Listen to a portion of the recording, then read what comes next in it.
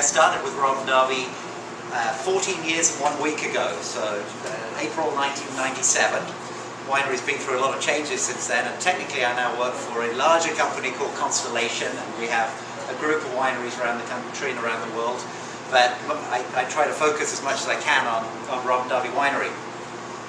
Having said that, I don't get many opportunities to taste a lineup of these vintages side by side.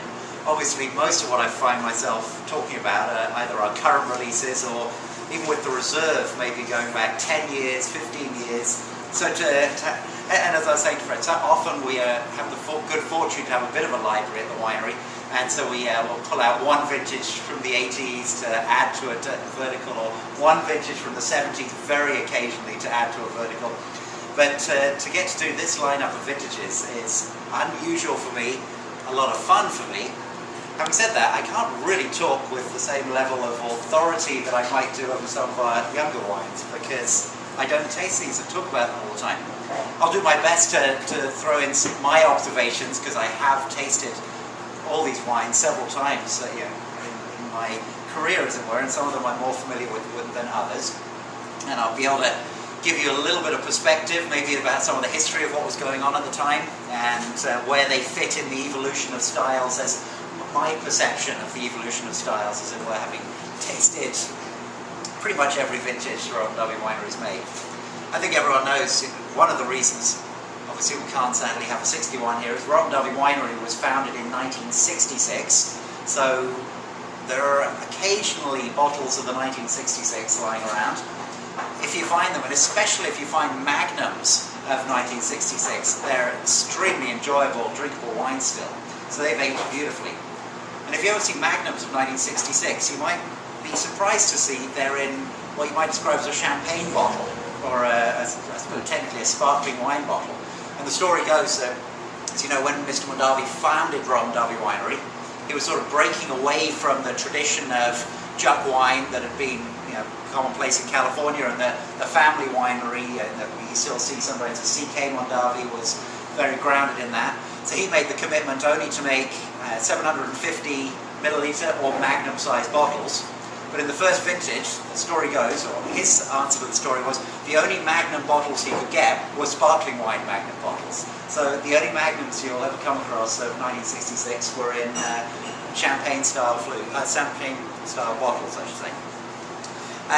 So by the time we get into this flight in 1978, the winery had been making wines, I suppose this is the 12th vintage, so 13th vintage it would have been, wouldn't it? So quite a bit of track record by then.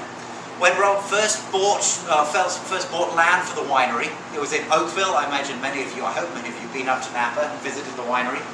So you know where the winery is, on the west side of the road as you drive through Oakville. So on the west side of the valley, or what we often call the Oakville Bench. And when Mr. Mondavi first bought land there, he bought 12 acres of land around the winery and started to build the winery.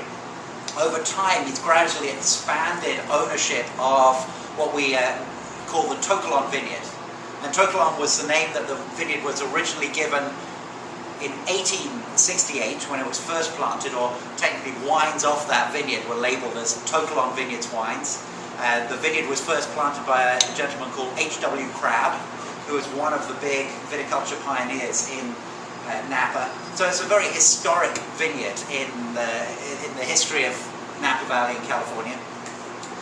Tokelon, by the way, is ancient Greek for the good, or you can translate it either as the good or the beautiful. So Mr. Mondavi revived that historic name and gradually expanded ownership. One of the big expansions came around about this era in 1977-78, but he was already buying a lot of fruit off the rest of that vineyard during that time as well.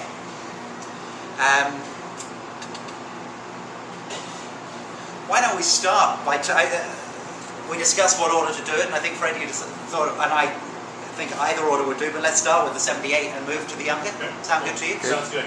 And Mark, do you want to mention the handouts as well? Oh, yes. Yeah, you have a little brown... Oh, they're not being put out yet. Let me put them out.